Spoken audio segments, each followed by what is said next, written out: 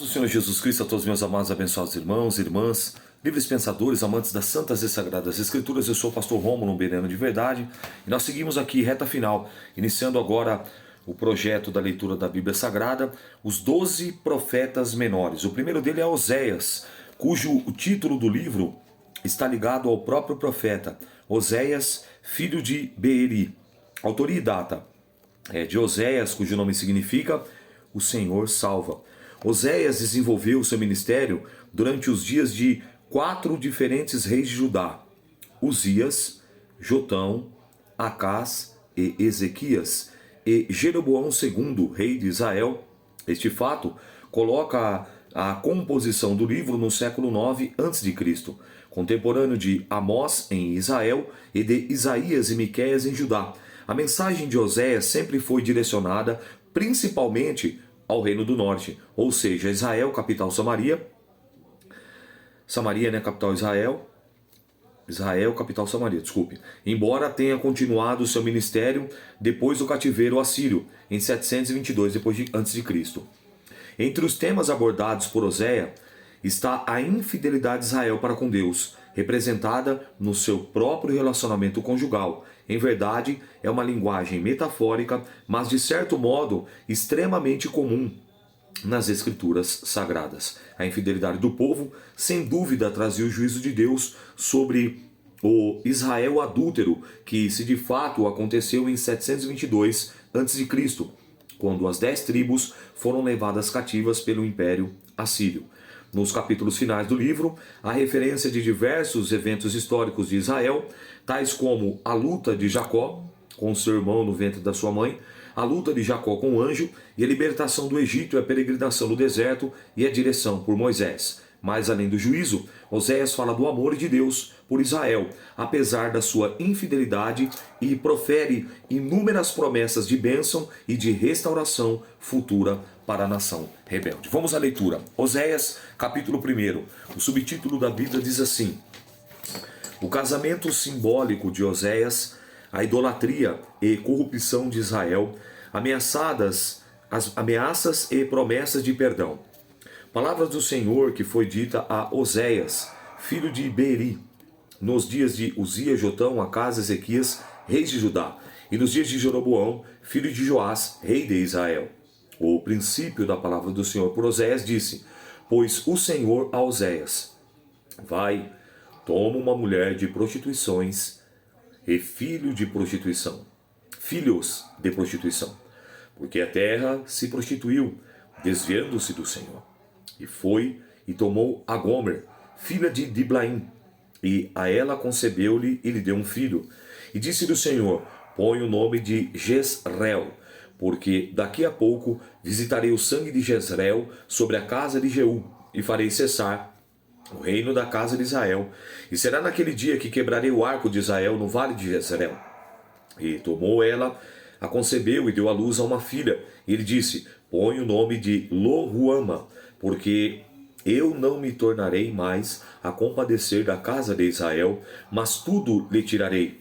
Mas a casa de Judá me compadecerei, e os salvarei pelo Senhor, seu Deus, pois não os salvarei pelo arco, nem pela espada, nem pela guerra, nem pelos cavalos, nem pelos cavaleiros. E depois de haver desmamado a Lo-ruama, concebeu e deu à luz a um filho. E ele disse: põe o nome de Lo-ami, porque vós não sois meu povo, nem eu serei vosso Deus. Todavia, o número dos filhos de Israel será como a areia do mar, que não pode medir-se nem contar-se. E acontecerá que no lugar onde ele dizia: vós não sois meu povo, se lhe dirá: vós sois filhos do Deus vivo. E os filhos de Judá e os filhos de Israel juntos se congregarão e constituirão sobre si uma túnica. Percebam uma mensagem logo impactante de cara. Um homem de Deus, um servo de Deus, casando com uma mulher de prostituições, e acredita-se ainda que os filhos, tudo indica, segundo um contexto, não estou afirmando, estou compartilhando aquilo que eu estudei, que possivelmente os 3 filhos nem fossem do profeta. Ela ia, Deus mandava ele buscar. Ela ia, Deus mandava ele buscar. Então, nesse interim, Deus estava usando o profeta como uma própria mensagem. para ver se o povo despertava e se arrependesse e se convertesse dos seus maus caminhos. Um próprio homem de Deus sendo a mensagem. Mesmo assim, por mais impactante, você vê na leitura já impacta, imagine as pessoas que conheciam o hábito de um profeta, de um servo de Deus, de repente vendo ele relacionar-se com uma mulher de prostituições. E tudo isso para trazer um despertamento para o povo. Perceba ainda, o versículo 11 para começar o capítulo 2, tá? E os filhos de Judá e os filhos de Israel juntos se congregarão e constituirão sobre si uma única cabeça e subirão da terra, porque grande será o dia de Jezreel. Capítulo 2. Dizei a vossos irmãos, a mim e as vossas irmãs, Ruama, contenderei com a vossa mãe. Contenderei porque ela é minha mulher. Eu não sou seu marido? E desvie dela as suas prostituições da sua face e os seus adultérios entre os seus peitos, para que eu não deixe despida e ponha como no dia em que nasceu, e faça como um deserto e ponha na terra seca e mate a sede. Então me compadeça dos seus filhos e não me compadeça dos seus filhos, porque são os filhos de prostituições. Está entendendo aqui? Porque a sua mãe se prostituiu, aquela que os concebeu, ouve-se torpemente, porque diz: irei atrás dos meus namorados, que me dão o meu pão e a minha água, e a minha lã, e o meu linho, e o meu óleo, e as minhas bebidas. Portanto, eis que cercarei o teu caminho com espinhos, e levantarei uma parede de sebe, para que não ache as suas veredas. E irá em seguimento dos seus amantes, mas não os alcançará. E buscá-lo-ás, mas não os achará. Então dirá: ir-me-ei e tornar-me-ei ao meu primeiro marido, porque melhor me ia então do que agora. Ela, pois, não reconhece que eu lhe dei o grão, e o mosto, e o óleo, e lhe multipliquei a prata e o ouro, que eles usam para Baal. Portanto, tornar-me-ei ao seu tempo, tirarei o meu grão e o meu mosto, e no determinado tempo arrebatarei da minha lã e do meu linho, com que cobriram a sua nudez. Agora descobrirei a sua vileza diante dos olhos, ou seja, seu desprezo, e os seus namorados, e ninguém a livrará da minha mão. E farei cessar todo o seu gozo, toda a sua alegria, e as suas festas, e as suas luas novas, os seus sábados, e todas as suas festividades. E devastarei a sua vide, a sua figueira, de que ela diz: esta é a paga que me deram os meus amantes. Eu, pois, farei delas um bosque, e as bestas feras do campo as devorarão. E sobre ela visitarei os dias de Baal, nos quais lhe queimou incenso, e se adorou dos seus pendentes e das suas gargantilhas, e andou atrás dos seus namorados, mas de mim se esqueceu, diz o Senhor. Portanto, eis que eu a trairei, e a levarei para o deserto, e ali falarei o coração. Perceba que a figura de linguagem é muito clara, que Deus está falando sobre o povo de Israel, povo ingrato, povo infiel, povo prevaricador, povo traiçoeiro, povo que se esqueceu das benesses, do benefício que Deus fez, como Deus foi bondoso, misericordioso, deu um nome, constituiu uma nação, um povo que era escravo, que havia sido liberto, e tantos feitos, tantas maravilhas, tantos sinais, tantos prodígios, e quem sabe você possa pensar assim: poxa, mas essa aqui é uma outra geração. Sim, mas Deus, Ele sempre deixou bem claro, Ele fez questão de perpetuar isso através das compilações, através dos escritos, através dos pergaminhos. Ele sempre deixou através da Torá, através da Taná, através dos rabinos, através das escolas, Hillel, Ele deixou sempre ali homens que deram continuidade. Por isso que Deus fala que Ele não tem um culpado por inocente e não inocente por culpado. Eles sabiam, assim como eu e você, compete a mim, compete a você vir, se esforçar e ter bom ânimo para ler, para meditar, para estudar, para aprender acerca mais dos manuscritos sagrados. Aqui é a nossa bússola, aqui é o nosso guia, aqui é o nosso GPS. É aqui o que é pecado, o que não é pecado, é aqui o que é bênção, o que é maldição, aqui o que é certo, o que é errado, aqui é o que nos conduz ao caminho da vida eterna e salvação. Porém, A desobediência também nos conduz ao caminho de condenação e o caminho de repreensão. E nesse caso, a prostituição era nos dois sentidos. No sentido literal, porque eles acabaram se relacionando com outras mulheres e com outros homens de outras nações. E se não bastasse ao fato deles se relacionar algo que era proibido entre o povo de Israel, nação santa, sacerdócio real, povo, nação exclusiva do Senhor, eles começaram também a aderir os deuses e o adorá-lo. Você viu como ele fala? Queimando incenso, às vezes sacrificando o filho, oferecendo ouro, prata, se dobrando, dura serviço, se dobrando, se curvando diante da imagem de escultura de ouro, de prata, de bronze, de metal. Os postes ídolos, quando fala postes ídolos, imagine um totem. Sabe aquelas carrancas, aqueles totem? Antigamente sabe que eu vou falar. Então isso eram os postes ídolos, ali com imagens, e eles adoravam. Nos bosques normalmente eram feitos esses postes ídolos, e ali sacrificavam, e ali ofertavam, e ali queimavam incenso. Então eles se prostituíram no literal, relacionando-se com outras pessoas que não poderiam, outras nações, chamado de nação pagã, por conta do paganismo, e começaram a adorar os seus deuses. Então a prostituição foi no literal e no âmbito espiritual. Entendeu isso? Então ele segue dizendo aqui, ó. E acontecerá naquele dia, no versículo 16, ó, no 15, eu falei o 14, ó. Eis que atrairei o deserto, levarei o deserto e levarei ele contigo. Então, Deus permite alguns desertos na nossa vida para que nós venhamos reavaliar, para que nós venhamos recalcular a rota do caminho, da direção que nós traçamos e para onde nós estamos indo. Nós continuamos no caminho estreito? Nós continuamos no caminho da obediência? Nós continuamos no caminho da retidão? Nós continuamos no caminho que vai levar e conduzir à salvação e vida eterna? Ou pegamos algum atalho? Ou estamos no caminho largo e espaçoso? Então, muitas vezes Deus permite desertos em nossas vidas para que nós venhamos reavaliar. Porque Deus não quer te perder para o mundo. Deus não quer te perder para Satanás. Deus não quer te perder. E por isso, muitas das vezes, ele leva para o deserto. Verso 15. E eu lhe darei as suas vinhas dali. E o vale de Acor por porta de esperança. E ali cantará como nos dias da sua mocidade.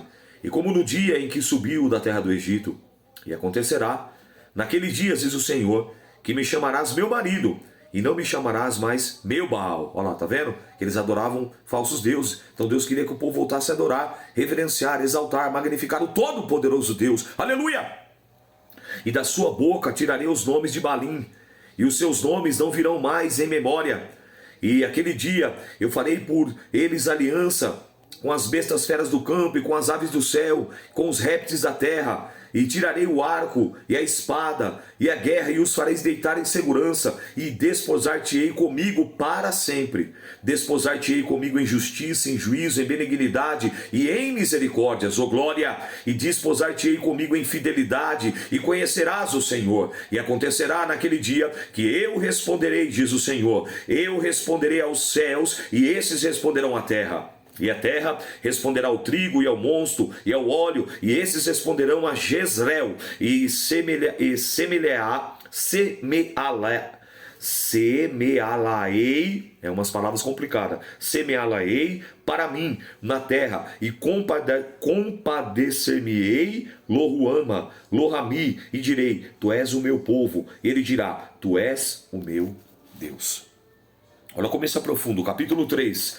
E o Senhor disse, vai outra vez, olha agora, ó, ama uma mulher amada do seu amigo e adúltera, como o Senhor ama os filhos de Israel. Embora eles olhem para outros deuses e amem os bolos de uvas, eu comprei para mim por 15 peças de prata. E um homem de cevada e meio homem de cevada e disse, tu ficarás comigo por muitos dias. Não te prostituirás, nem serás de outro homem, assim quero ser também para ti. Porque os filhos de Israel ficaram por muitos dias sem rei, sem príncipe, sem sacrifício, sem estátua, sem éfode ou terafim. Depois tornarão os filhos de Israel e buscarão o Senhor, o seu Deus e Davi, seu rei, e temerão ao Senhor na sua bondade no fim dos dias. Capítulo 4. Israel e Judá são ameaçados com o castigo, por causa da sua impiedade, a ignorância e a malícia do povo. Ouvi a palavra do Senhor, vós, ó filhos de Israel, porque o Senhor tem uma contenda com os habitantes da terra, porque não há verdade, nem benignidade, nem conhecimento de Deus na terra. Só prevalecem o perjurar, e o mentir, e o matar, e o furtar, e o adulterar, e os homicídios sobre homicídios. Por isso, a terra se lamentará, e qualquer que morará nela desfalecerá. E os animais do campo, como as aves do céu, até os peixes do mar serão tirados. Todavia, ninguém contenda em qualquer repreenda, porque o teu povo é como que contendem com o sacerdote. Por isso, cairás de dia o profeta contigo, e cairá de noite, e destruirei a tua mãe. Redobra atenção no versículo 6 do capítulo 4 do profeta Oséias. O meu povo foi destruído, porque lhe faltou o conhecimento. O meu povo foi destruído porque lhe faltou o conhecimento. Porque tu rejeitaste o conhecimento, também eu te rejeitarei para que não sejas sacerdote diante de mim. Visto que te esquecestes da lei do teu Deus, também eu me esquecerei dos teus filhos. Como eles se multiplicaram, assim contra mim pecaram, eu mudarei a sua boca, a sua honra em vergonha. E alimentam-se do pecado do meu povo e da maldade que tem o desejo ardente. Eu quero chamar a atenção para o versículo 6. Nesse contexto, nesse cenário, para esse povo, para essa nação, faltava conhecimento. Agora, para a nossa geração, para o nosso contexto, para o nosso povo, não falta conhecimento. Então as pessoas têm o quê? Desprezado. Eu volto sempre a bater nessa tecla.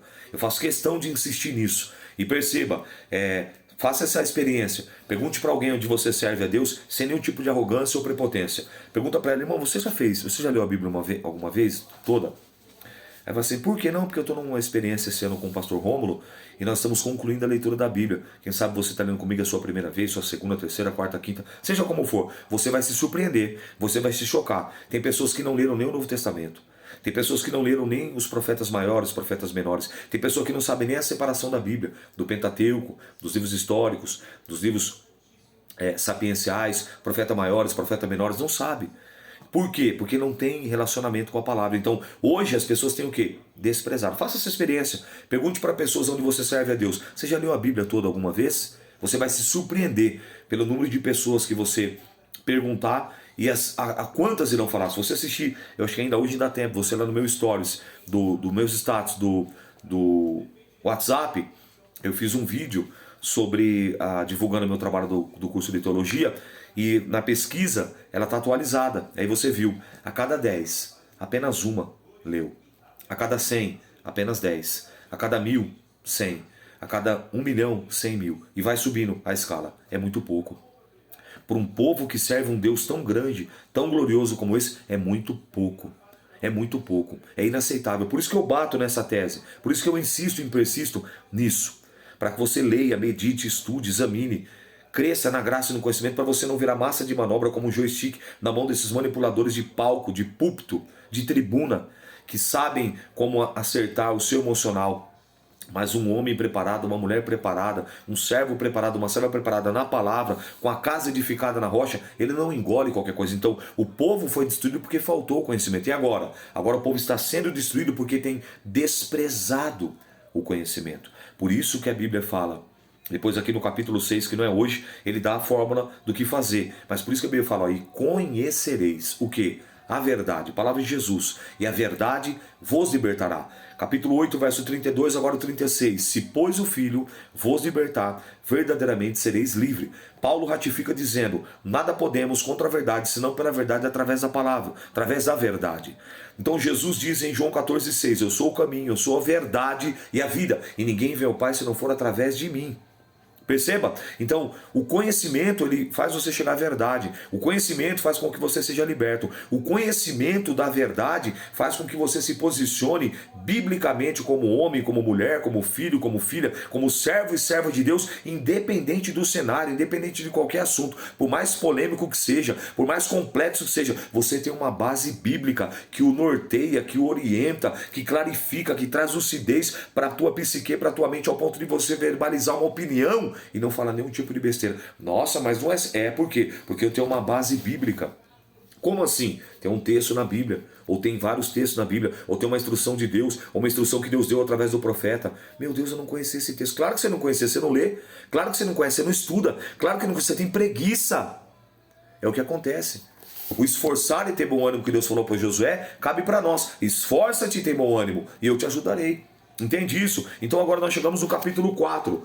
Israel e Judá são ameaçados com castigo por causa da sua impiedade. Olha que coisa tremenda, ó. Aí o versículo 7 diz assim, ó: como eles multiplicaram assim contra mim, pecaram, eu mudei a honra deles em vergonha, alimentando-se o pecado do meu povo da maldade, do desejo ardente. Por isso, como é o povo, assim será o sacerdote, e visitarei sobre eles os meus caminhos, e lhe darei a recompensa das suas obras. Comerão, mas não se fartarão. Entregar-se-ão à luxúria, mas não se multiplicarão, porque deixaram de olhar para o Senhor. A incontinência e o vinho e o monstro tiraram a inteligência. O meu povo consulta a madeira, e a sua vara lhe responde, porque o espírito de luxúria os engana. E eles se corrompem, apartando-se da sujeição do seu Deus. Sacrificaram sobre os cumes dos montes, queimaram incenso sobre os outeiros, debaixo do carvalho, e do álamo, e do olmeiro, porque é boa a sua sombra. Por isso vossas filhas se prostituem, e as vossas noras adulteram. Eu não castigarei vossas filhas que se prostituírem, nem as vossas noras quando adulteram, porque eles mesmos com as prostitutas se desviam, e com as meretrizes sacrificam, pois o povo não tem entendimento. O povo que não tem entendimento será transtornado. Essa palavra é lúcida, é vívida para o dia atual. Se tu, ó Israel, queres corromper-te, não se faça culpado, Judá. Não venha a Gilgal, e não subais a Bet-Avém, e não jureis dizendo, vive o Senhor, porque como uma vaca rebelde se rebelou a Israel, agora o Senhor os apacentará com um cordeiro no lugar espaçoso. Efraim está entregue aos ídolos, deixa-o, e a sua bebida se foi, e corromperam-se cada vez mais. Certamente amaram a vergonha e os seus príncipes. Um vento os envolveu, e as suas asas e envergonhar-se-ão por causa dos seus sacrifícios. Então, o que fica bem claro nessa leitura? O que fica bem claro é que no cenário atual é a mesma coisa. O povo prefere colocar a fé, vou usar aqui o marca-texto da minha Bíblia aqui, ó, numa fitinha, que é aquelas fitinhas que colocam no braço, né? Prefere colocar a fé numa fitinha, prefere colocar a fé numa figa, num pé de coelho, numa ferradura e tantos outros amuletos. E quando eu digo isso, eu digo também dentro do ambiente religioso. Preferem colocar a fé numa mezuzá, que era uma coisa específica para o povo do Antigo Testamento. Preferem colocar a fé no óleo ungido, na água ungida, na vassoura ungida, no sabonete ungido, no lenço ungido. Peraí, se você está chegando no Evangelho a um ponto de contato, ok, eu não sou santarrão. Você está chegando no Evangelho a um ponto de contato, você não tem conhecimento. Eu estou falando para homens e mulheres maduros. Eu estou falando para homens e mulheres que têm conhecimento da palavra de Deus. Eu estou falando para servos e servas que se relacionam com a palavra, com o dono da obra, com a obra e com as almas. É para esse público que eu estou dizendo. Então o que a Bíblia me instrui acerca disso? Eu tenho que ficar com o que a Bíblia me instrui e me orienta. Eu não posso tirar a primazia de Deus na minha vida e nem tirar a primazia de Deus da minha vida. Primazia é colocar Deus no primeiro lugar. E trocar e substituir, vamos usar isso aqui como se fosse um copo d'água. Vou pegar uma caneca que eu tenho aqui, ó, como se fosse um copo d'água. Colocar minha fé aqui, não. Não posso colocar minha fé num amuleto, numa figa, não. A minha fé tem que estar no Senhor. E aqui era isso que eles estavam fazendo. Eles estavam trocando, eles estavam substituindo. Então não permite que nada roube a primazia de Deus na sua vida e da sua vida. Dê a glória a Deus, coloque Deus no primeiro lugar. Coloque Deus como primazia na sua vida, prioridade. Buscai primeiro o reino de Deus e a sua justiça, e as demais coisas vos serão acrescentadas. É isso que estava acontecendo aqui. E Deus levantou o profeta Osés como uma mensagem, como uma mulher de prostituições, filhos que nós entendemos que nem deles era, ele tinha que reconhecer, tinha que trazer, porque era isso que Deus queria mostrar para ele. Que ainda que vocês estão agindo como prostituto, como prostituta, como meretriz, ainda que vocês estão agindo dessa maneira, se vocês se arrependerem, se vocês virem até mim, eu vou ter prazer em perdoar vocês, em restabelecer vocês, em restaurar vocês. Então, meu irmão, recalcula aí. Veja aí para o caminho que você está seguindo. Veja aí se você não pegou nenhum atalho, ou se você não desviou do mapa que nos conduz à vida eterna e salvação. Amém? Eu sou o pastor Rômulo Beniano de verdade, e essa foi a leitura de hoje, e que o Espírito Santo de Deus possa e deva falar infinitamente melhor na tábua do teu coração. Paz do Senhor.